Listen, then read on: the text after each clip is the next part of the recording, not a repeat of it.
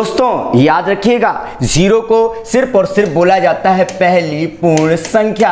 Zero को सिर्फ पहली पूर्ण संख्या बोल सकते हैं। एक को पहली विषम संख्या एक होती है, पहली प्राकृतिक संख्या एक होती है। याद रखिएगा, एक को ना भाज्य कहते हैं और ना ही अभाज्य। दो के टोटल 5 नाम होते हैं। पहली सम संख्या, पहली अभाज्य संख्या। याद रखना, पहली सम संख्या 2 है, पहली अभाज्य संख्या 2 है। सबसे खास नाम, पहली समअभाज्य संख्या 2 होती है, इकलौती समअभाज्य संख्या 2 होती है और अंतिम समअभाज्य संख्या 2 होती है। और पहली विषम अभाज्य संख्या, पहली विषम अभाज्य संख्या कौन सी होती है? 3। और पहली भाज्य संख्या कौन होती है? 4। याद रखिएगा इन खास बातों को। हमें 1 से लेकर 100 तक की अभाज्य संख्याएं हर टाइम पे याद रहनी चाहिए। तो आइए 1 से लेकर 100 तक की अभाज्य संख्याओं को याद करते हैं। कौन सी होती हैं? 2, 3, 5, 7, 11, 13, 17, 19, 23, 29, 31, 37, 41, 43, 47, 53, 59, 61, 67, 71, 73, 79, 83, 89 और 97। और इसके साथ साथ हमें यह भी पता होना चाहिए कि 1 से लेकर 100 तक 25 अभाज्य संख्याएं होती हैं। याद रखिएगा कि 1 से लेकर 100 तक 25 अभाज्य संख्याएं होती हैं और 1 से लेकर 50 तक कितनी होती हैं? 15। और 1 से लेकर 25 तक कितनी अभाज्य संख्याएं होती हैं? 9। और याद रखिएगा, पहली अभाज्य संख्या किसे कहते हैं? 2 को। और पहली विषम अभाज्य संख्या किसे कहते हैं? 3 को। इन खास बातों को हमेशा याद रखिएगा। दोस्तों, अगर आपसे इन प्रकार की संख्याओं का योगफल पूछा जाए, यानी कि 10 तक की गिनती का योगफल, 100 तक की गिनती का योगफल, लाख तक की गिनती का योगफल, करोड़ तक की गिनती का योगफल, यानी कि जब एक के पीछे 0 हो तो उनके योगफल कैसे लिखने हैं? देखिएगा, उसने बोला है 10 तक की गिनती का योगफल, 10 का आधा कर दो, कितना होता है? 5। तो 2 बार बोलो 5 5। अगर बोले 100 तक की गिनती का योगफल, 100 का आधा हो तो कितना होता है? 50। तो 2 बार बोलो 50 50। अगर पूछे 1000 तक की गिनती का योगफल, 1000 का आधा 500, तो 2 बार बोलो 500 500। अगर बोले 10,000 तक की गिनती का योगफल, आधा होता है 5000, तो 2 बार बोलो 5000 5000। Very good. अगर पूछे वो 1 लाख तक की गिनती का योगफल, 1 लाख का आधा होता है 50,000, तो 2 बार बोलिए भाई साहब 50,000 50,000। Very good. आशा करते हैं बात को बेहतर आपने सीखा है। देखिएगा, जब गिनती को कहीं तक सीधा लिखा जाए और उसके बाद उल्टा लिख दिया जाए और उसका आपसे योगफल पूछ दिया जाए तो इसको आपको कैसे लगाना है। मतलब आप देखिए क्या किया है, उसने आपके सामने 1 से लेके 80 तक की सीधी गिनती लिख दी है और उसके बाद उल्टी गिनती लिख दी है और उसका उसने हमसे क्या पूछा है? योगफल। तो या तो एक काम करो, आप भी पूरी गिनती सीधी लिखो, उल्टी लिखो, जोड़ लो, लेकिन नहीं, आपको ये नहीं करना है। क्या करना है? देखिएगा, मजेदार बात है क्या कि अगर कहीं तक सीधी गिनती जाए और उसके बाद उल्टी हो जाए और उसका आपसे योगफल पूछा जाए तो आप कुछ ना करिए। क्या आप ये देखो गिनती गई कहां तक है? आप बोलोगे 80 तक। अरे जहां तक गिनती गई है उसी का वर्ग कर दो खाली। तो 80 का वर्ग कितना होगा? आप बोलोगे 6400। बस आपको इतना ही करना है क्या कि अगर कहीं तक सीधी गिनती जाए फिर उल्टी हो जाए तो क्या करना है? उसके सबसे बड़ी संख्या का वर्ग। तो अगर बात को सीख लिया है तो इस क्वेश्चन का आंसर अब आप दीजिए। दोस्तों, इन प्रकार की संख्याओं के वर्गों को कैसे लिखना है? बस अपने मन में 2 नंबर याद रखिएगा, 25 और 50। कैसे? हमने पूछा 56 का स्क्वायर कितना है। आपसे इतना बता दूं 56 50 से कितना ज्यादा है? आप बोलोगे 6। और 6 का वर्ग कितना होता है? 36। ये कितना ज्यादा था? आप बोले 6। और इस 6 को आप 25 में जोड़ दो, 25 6 कितने होते हैं? 31। बस। हमने पूछा 58 का स्क्वायर बताओ, 50 से कितना ज्यादा है? 8। 8 का कितना होगा? 64। ये 50 से 8 ज्यादा था, इसी 8 को 25 में जोड़ दो, 25 8 कितने हो जाएंगे? 33। बस। अगर पूछा जाए 54 का स्क्वायर कितना है? 50 से कितना ज्यादा है? 4। 4 का होता है 16 और 25 में 4 जोड़ दो, कितना हो जाएगा? 29। Very good. पूछा जाए 52 का स्क्वायर, 50 से कितना ज्यादा है? 2 और 2 का स्क्वायर होता है 04। ये 2 ज्यादा था, 25 में 2 जोड़ दो, कितना हो जाएगा? 27। Very good. आशा करते हैं इस बात को आपने सीख लिया है। देखिएगा, जिन संख्या के इकाई के स्थान पर 5 होते हैं उनके वर्गों को कैसे बोला जाता है समझिएगा। जैसे हमने बोला 45 का वर्ग कितना है? आपको पता है 5। 5 का वर्ग तो आपको पता है 25 और यहाँ क्या है? 4। और 4 के बाद गिनती में क्या आता है, आप बोलोगे 5, तो 4 पंचे कितने हो गए, 20 25। सही है, तो 45 का वर्ग क्या हो गया, 20 25। हमने पूछा 65 का वर्ग क्या होगा, तो 6 के बाद क्या आता है, 7, तो आप बोलोगे 7 छंग 42, और 5 का वर्ग तो 25, खाली चिपका देना है आपको। हमने बोला 75 का वर्ग क्या है, तो 7 के बाद क्या आता है, 8, तो 8 सत्ते होते हैं 56, और 25 तो खाली चिपका देना है आपको। बात सुनिएगा, हमने बोला 85 का, तो 8 के बाद 9, तो कितने हो जाएंगे, 8 निम 72, और 25 तो खाली चिपका दीजिएगा। हमने बोला बताओ 35 का कितना होगा, तो 3 चौको 12, और 25 तो खाली चिपका देना है। हमने बोला 95 का बताओ कितना होगा, 9 दशारम 90, और 25 तो खाली बोल देना है। हमने बोला देखिएगा इन प्रकार के वर्गों को कैसे बनाना है। 41 से लेकर 49 तक के वर्ग बड़े आराम से, आप सिर्फ 2 संख्याएं याद रखिएगा, 25 और 50। हमने पूछा 46 का वर्ग कितना है, आप बताओ 46 50 से कितना कम है, आप बोलोगे 4, 4 का वर्ग क्या होता है, 16। ये 4 कम था, इसी 4 को 25 से कम कर दो, 25 में से 4 गए, कितना बचा, 21, बस यही इसका वर्ग है। हमने बोला 48 का वर्ग बताओ, 50 से कितना कम है, आप बोले 2, 2 का वर्ग क्या होता है, 0 4, 25 से 2 कम कर दो, कितना बचा, 23 0 4, वेरी गुड। हमने बोला 44 का वर्ग बताओ कितना कम है, आप बोलोगे 6, 6 का वर्ग कितना होता है, 36, 25 से 6 कम कर दो, कितना बचेगा, 19, बस यही इसका वर्ग। हमने बोला 42 का बताओ, 42 50 से कितना कम है, आप बोलोगे 8, 8 का वर्ग होता है 64, ये 8 कम था, इसी 8 को आप 25 से कम कर दो, 25 से 8 कम कर दो, कितना बचेगा, आप बोलोगे 17। बस यही इस प्रकार से वर्ग, अब बाकी के आप बताइएगा। दोस्तों इन प्रकार की संख्याओं के वर्गों को कैसे लिखना है, उसे बोला 504 का वर्ग बताओ, तो 5 का वर्ग 25, 4 का वर्ग 16, इसके बाद क्या करना है, इन दोनों गुणा कर लो, 5 चौको 20, और 20 दूनी 40, बस यही इसका वर्ग हो गया, 25 40 16। फिर से देखो 605 का स्क्वायर, 6 का वर्ग 36, 5 का बोलो 25, 6 पंचे 30, और 30 दूनी 60, बस याद रखना है यहाँ दुगना करके लिखना है। उसने बोला 802 का बताओ, तो 8 का 64, 2 का क्या होता है 0 4, आपको पता है वर्ग 2 डिजिट का होता है, 8 दूनी 16, और 16 दूनी 32, तो 64 बट्टे 0 4। उससे बोला 901 का, तो 9 का 81, और 1 का 01, 9 एकम 9, 9 दूनी 18, तो कितना हो गया 81 18 01। उससे बोला 209 का, तो 2 का 4, 9 का 81, और 9 दूनी 18 दूनी 36, तो भाई साहब हो गया 209 का। और अगर बात समझ में आई हो तो बाकी के वर्ग आप लिख लो। दोस्तों 1000 से ऊपर की संख्याओं के वर्ग कैसे लिखने हैं, उसे पूछा 1004 का वर्ग कितना है, बताओ ये 1000 से कितना ज्यादा है, 4, और 4 दूनी 8, तो आप लिखो 1008, और यहाँ पर 3 डिजिट लिखने अनिवार्य हैं, और ये 4 ज्यादा था, 4 का वर्ग होता है 16, अब यहाँ तो 2 ही डिजिट हैं, तो फ्री का डिजिट कौन सा आएगा 0, तो आप बोलोगे 1008 0 16। उससे बोला 1009 का बताओ, ये 9 ज्यादा है, तो 9 दूनी 18, तो 1018, और 9 का वर्ग 81, लेकिन भैया 3 डिजिट लिखने के लिए 0 81। उससे पूछा 1011 का, तो 11 दूनी 22, तो 1022, और 11 का तो खुद ही होता है 121। उससे पूछा 1013 का, तो 13 दूनी 26, तो 1026, और 13 का तो खुद ही होता है कितना 169। उससे बोला 1003, अरे भैया 3 दूनी 6, तो ये हो जाएंगे 1006, और 3 का वर्ग कितना होता है 9, तो 009। और अगर बात को सीखे हैं तो बाकी के वर्ग आप बताइएगा। दोस्तों इस प्रकार के प्रश्नों को भिन्न के रूप में कैसे लिखेंगे, यहां पर कौन रिपीट हो रहा है 7, तो 7 के ऊपर बना दो बार, यानी कि 7 के ऊपर बार। अब इसे भिन्न के रूप में लिखने के लिए क्या, जो संख्या लिखी वो लिखो 7 बटे बार, नीचे जितने अंक होंगे उतनी बार 9 बनेगा। यहाँ 1 अंक है तो 1 बार 9 बना दो, बस हो गया आंसर। यहाँ देखिएगा यहाँ कौन रिपीट हो रहा है 4 1, तो 4 1 के ऊपर बार, तो इसे लिखना है क्या 41, और यहाँ कितने डिजिट बने हैं 2, तो 2 बार बना दो 9, बस यही हो गया इसका आंसर। और अगर एग्जामिनर क्वेश्चन पूछ दे आपसे ऐसे क्या कि अगर दशमलव इस तरफ लगाया तो आप सिर्फ इसे सॉल्व करो, तो यहाँ क्या है 0.341 के ऊपर बार। अब इसे भिन्न के रूप में क्या लिखोगे, तो आप लिखोगे 341 बटे 999, और जो दशमलव इस तरफ लिखा होगा उसका कुछ नहीं करना, बस यहाँ लिख देना, बस जो आएगा अपना आंसर। और अगर सीखे हैं तो इसका आंसर आप बताइए।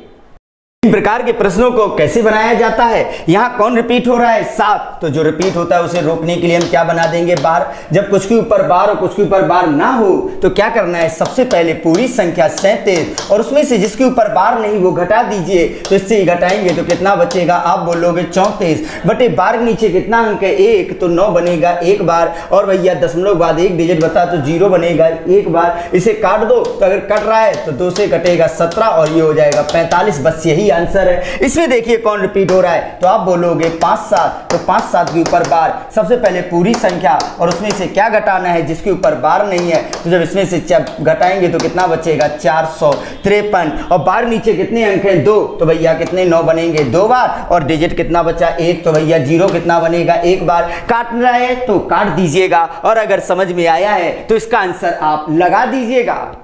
इन प्रकार के प्रश्नों को कैसे बनाया जाता है, देखिए जैसे लिखा है √12 प्लस √12 प्लस √12।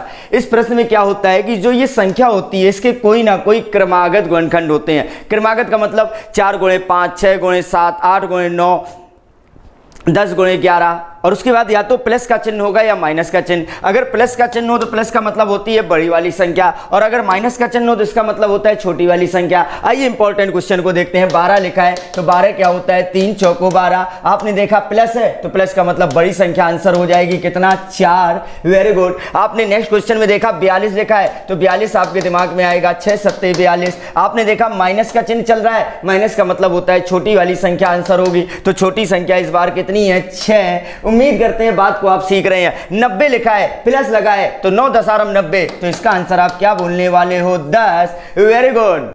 दोस्तों इस प्रकार के वर्गमूलों को कैसे बनाना है, याद रखिएगा जो ये वर्गमूल होते हैं ये हमेशा बनते हैं इस फार्मूले से, a + b का whole square, a² + b² + 2ab। लेकिन आपको ज्यादा कुछ गौर नहीं करना है। जब भी ये पूछे ये किसके वर्ग हैं तो आप कुछ ना करें, आपकी नजर सीधे यहाँ पर जाए, कितना लिखा है आप बोलोगे 10, और जितना लिखा उसमें 2 का भाग दे दो, कितनी बार जाएगा 5। प्लस का चिन्ह है तो प्लस √3, तो ये किसका वर्ग होगा 5 + √3 का। यहाँ पर देखिए कितना लिखा है 14, नजर सीधे 14 पर गई, 2 से भाग दिया तो 7, और प्लस लगा के लिख दो भैया √5, तो 7 + √5। अगर प्लस होगा तो प्लस लगा देना, माइनस हो तो माइनस लगा देना। 2 का भाग दिया तो कितनी बार गया 10, और माइनस √11। Very good. और अगर इस बात को आप सीख चुके हैं तो इसका आंसर आप बताइएगा। इस प्रकार की प्राकृतिक संख्याओं के वर्गों के योगफल को कैसे जोड़ा जाता है, यानी कि गिनती के वर्गों के योगफल का क्या फार्मूला होता है, याद रखिएगा। गिनती के वर्गों के योगफल का फार्मूला अपनी कॉपी में नोट कर लें, क्या माइंड में नोट कर लें, n + 1 2n + 1/6, n + 1 2n + 1/6, जहां n बराबर क्या होगा अंतिम संख्या यानी कि 10, यानी कि n की जगह आपको 10 लिखना है, और लिख देते हैं 10 ब्रैकेट का मतलब गुणा 10 और 11 गुणे 10 दूनी 20 और 1 21/6, काट दो, 2 तिया 6, 2 पंचे 10, 2 से कटेगा 7 बार, और 7 पन्ना 35 गुणे 11 बराबर आप सीधे क्या बोलोगे 385। Very good. क्या सुना, प्राकृतिक संख्याओं के वर्गों का योगफल होता है n + 1 2n + 1/6, जहां n बराबर क्या होगा अंतिम संख्या। तो अगर सीख चुके हैं तो इसका क्वेश्चन का आंसर आप बताइए। दोस्तों इन प्रकार के प्रश्नों को जब एग्जाम हॉल में आते हैं तो कैसे उड़ाना है, देखिए एक शानदार तरीके से, मतलब गिनती अगर आपके सामने सीधी तक जाए और उसके बाद उल्टी हो जाए, और उसका उसने ले लिया वर्गमूल, और इस प्रकार के प्रश्नों का उसने आंसर पूछा है, तो कोई मिनट नहीं लगने वाले, बस सेकंडों में आंसर बताने वाले हैं। क्या कि अगर कहीं तक सीधी गिनती गई और उसके बाद उल्टी गिनती 1 तक आ गई और उसका उसने ले लिया वर्गमूल, तो इसका आंसर पता कैसे देना है, कुछ नहीं करना। आप ये देखो गिनती कहां तक गई है, बताइए गिनती कहां तक गई है, आप बोलोगे 5 तक, तो बस जितने तक गिनती गई वही हो गया आंसर, बस यही है आंसर। Very good. इसका देखिएगा, इसमें देखो गिनती कहां तक गई है, आप बोलोगे 26 तक, तो अगर 26 तक गई है तो इसका आंसर कितना हो जाएगा, आप बोलोगे 26। Very good. और अगर बात को समझ लिया है तो इस क्वेश्चन के आंसर को कमेंट में आप बताइए। देखिए शानदार ट्रिक, क्या कि अगर 2 क्रमागत संख्याओं के वर्गों के बीच का अंतर पूछा जाए, अगर 2 क्रमागत संख्याओं के वर्गों के बीच का अंतर पूछा जाए तो उनके वर्ग नहीं लिखना, ना उनको घटाना, ना मिनट लगाना। कैसे करना सुनिएगा। जब 2 क्रमागत संख्याओं के वर्गों के बीच का अंतर होता है तो कुछ नहीं करते हैं, क्या करते हैं, इन दोनों संख्याओं को बस आप जोड़ लीजिएगा। तो इन दोनों को जब आप जोड़ेंगे तो आपका कितना आ जाएगा 49। बस यही है इन दोनों संख्याओं के वर्गों का अंतर। हमने पूछा इनका अंतर कितना है, आपने देखा क्रमागत है, तो इन दोनों को आप जोड़ दीजिए। जब इनको जोड़ेंगे तो कितना हो जाएगा 225। बस 2 क्रमागत संख्याओं के वर्गों के बीच का अंतर उनके योगफल के बराबर होता है। और अगर बात आई तो जोड़िए आप इसे। क्या इन क्वेश्चनों को करने में आपको समय लगता है, प्रॉब्लम होती है? अरे ये तो एग्जाम के मोस्ट इंपॉर्टेंट क्वेश्चन है, कैसे उड़ाना है आइए देखिएगा। सेकंड में आंसर आप बता देंगे, इसका कैसे बताना है देखिएगा। उसने बोला कि 99 सही 47/99 में 99 का गुणा करना है। आप कुछ ना करना, यहां कितना लिखा है आप बोलोगे 99, आप उससे एक कम कर दो तो 99 से एक कम होगा तो आप क्या बोलोगे 98, ठीक। उसके बाद यहां क्या लिखा है 47 और उसमें एक ज्यादा कर दो तो एक ज्यादा कर दो कितना हो गया 48। बस यही तो आंसर है इसका, बस इतना ही आंसर है, कुछ भी नहीं करना। बात समझ में आई ना। अब देखो इसका आंसर देना है, कैसे लिख देना, ये 999 है, एक कम कर दो तो हो जाएगा 998, इससे एक कम कर दो और इससे एक ज्यादा लिख दो तो इससे एक ज्यादा लिखेंगे 5 4 7, बस यही तो है इसका आंसर। और अगर सीख गए तो कमेंट में इसका आंसर बता दो। क्या इनके गुणा करने में आपको मिनट लग जाते हैं? नहीं, अब नहीं लगेंगे। क्या अगर 100 के ऊपर की संख्याओं का गुणा करना है तो कैसे लिखना है देखिएगा। ये 100 से कितना ज्यादा है आप बोलोगे 6, ये 100 से कितना ज्यादा है आप बोलोगे 4, तो इन दोनों का गुणा कर दो 6 चौको 24। उसके बाद किसी भी एक संख्या को ले लो, हमने 106 ले लिया, उसमें दूसरी तरफ ये कितना ज्यादा था 4 और 106 में 4 जोड़ दो कितना हो गया 110। बस ऐसे ही सेकंड में लगाना। ये देखिए कितना ज्यादा है 100 से आप बोलोगे 8, ये कितना ज्यादा है आप बोलोगे 5, तो 8 5 40। उसके बाद किसी एक संख्या में 108 में हमने ये 5 जोड़ दिया और 108 में 5 जोड़ेंगे कितना होगा 113 40। इसको देखो कितना ज्यादा है 7, कितना ज्यादा है 1, 7 एकम 7, लेकिन लिखेंगे क्या 07। उसके बाद 107 में 1 जोड़ दो हो गया अपना 108। ऐसे ही करिएगा इसका भी। क्या कह रहे, ये 91 से 99 के वर्ग याद नहीं होते? तो आइए आज इनको अभी याद करते हैं एक सेकंड में। कैसे लिखना है, हमने बोला 96 का स्क्वायर, तो बताइए ये 100 से कितना कम है आप बोलोगे 4 कम है, तो बस उसी 4 का वर्ग लिख दो, 4 का वर्ग 16। ये कितना कम बोला था आपने 4, तो इसी 96 में से 4 कम कर दो कितना बचेगा 92। अरे बस यही तो इसका वर्ग है। ये 98 100 से कितना कम है आप बोलोगे 2 और 2 का वर्ग लिख दो 04। ये 2 कम बोल रहे थे ना, तो 96 में से 2 कम, 98 में से 2 कम कर दो कितना बचा 96 04। इसी प्रकार से 92 कितना कम है 8, 8 का होगा 64 और इसी 8 को इस 92 में से कम कर दो कितना बचेगा 84। और अगर ये वर्ग आ गए हैं तो इसका वर्ग आप बताइए कमेंट में। दोस्तों क्या आप इन संख्याओं में भाग देने से डरते हैं? 37 का भाग देना है इस प्रकार की संख्याओं में कि यानी कि कोई भी अंक लगातार 3 बार लिख जाए और उसमें अगर 37 का भाग देना हो तो कैसे देंगे? तो देखिएगा एक शानदार ट्रिक, कोई मिनट नहीं लगना है, बस सेकंडों में आंसर आना है। कैसे भाग देना है, जब 37 का भाग किसी भी संख्या में देना हो जो 3 अंक के कोई भी अंक 3 बार लगातार लिखा हो तो उसमें 37 का भाग कैसे देना है। तो इसका भाग नहीं देना, कितनी बार भाग जाएगा बता नहीं है, सुन लेना कितनी बार भाग जाएगा पता। आप कुछ ना करो, इन अंकों को जोड़ लो 5 10 15, तो इसमें जो भाग जाएगा वो 15 बार जाएगा। बस इसमें देखो कितनी बार जाएगा 7 दूनी 14 और 7 तिया 21 बार भाग जाएगा 37 का। बस सीख गए ना, तो देखो इसमें कितनी बार भाग जाएगा 2 4 और 6 बार भाग जाएगा बस। और अगर सीखे हैं तो इसमें आप बताइए कमेंट करके क्या होगा आंसर।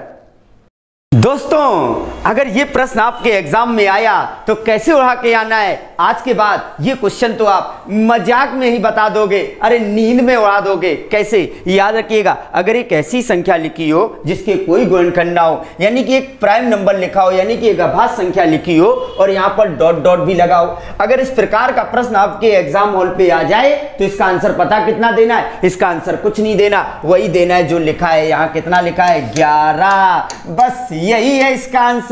मतलब इस प्रकार के क्वेश्चन का आंसर वही होता है जो लिखा होता है। और अगर ये बात समझ गए तो इसका आंसर तो आप बता ही दोगे, मन में आ गया है तो कर दो इसका कमेंट आंसर का। दोस्तों अगर ये इंपॉर्टेंट क्वेश्चन आपके एग्जाम में आता है तो कैसे उड़ाना है, कैसे हवा में बातें करनी है, आइए देखिएगा। अगर इस प्रकार का क्वेश्चन लगा हो तो इसके लिए एक फार्मूला आपको हमेशा याद रखना है। क्या फार्मूला होता है? x की पावर 2 की पावर n माइनस 1 बटे 2 की पावर n। x की पावर 2 की पावर n माइनस 1 बटे 2 की पावर n, जहां x बराबर क्या होता है? x बराबर वो संख्या जो दी गई है 2 की पावर n। n का मतलब यह संख्या कितनी बार दी गई है? 1 2 3 4 5। तो आइए धरते हैं, इसका आंसर निकालते हैं। तो इसका आंसर आएगा x बराबर 11, 2 की पावर कितनी होगी? 5। तो 2 की पावर 5 करो, 2 दूनी 4 दूनी 8 दूनी 16 दूनी 32, 32 से कम करो 31 बटे 32। बस यही है इसका आंसर। और अगर आया तो देखो इसका आंसर कितना आएगा? इसका आंसर आएगा 13 की पावर कितनी बार है? 1 2 3 4 5, और 2 की पावर 5 कितनी होती है? 32। तो आप बोलोगे 31 बटे 32। बस नेक्स्ट दोस्तों, क्या आपको गुणा करने में प्रॉब्लम होती है? तो आइए सीखेगा गुणा की एक मजेदार ट्रिक। क्या कि जब ऐसी संख्याओं का गुणा करना हो जिसके इकाई के स्थान पर 5 हो, ऐसी दो संख्याओं का गुणा करना हो जिसके इकाई के स्थान पर 5 हो और उन दोनों में 10-10 का अंतर हो। जैसे कि आपके सामने संख्याएं लिखी है कि ऐसी संख्याएं जिनके दोनों इकाई के अंक 5 और 10 का अंतर है। इसका आंसर पता कैसे लिखना है? कुछ नहीं लिखना, याद रखिएगा कि लास्ट में तो 75 आएगा ही आएगा।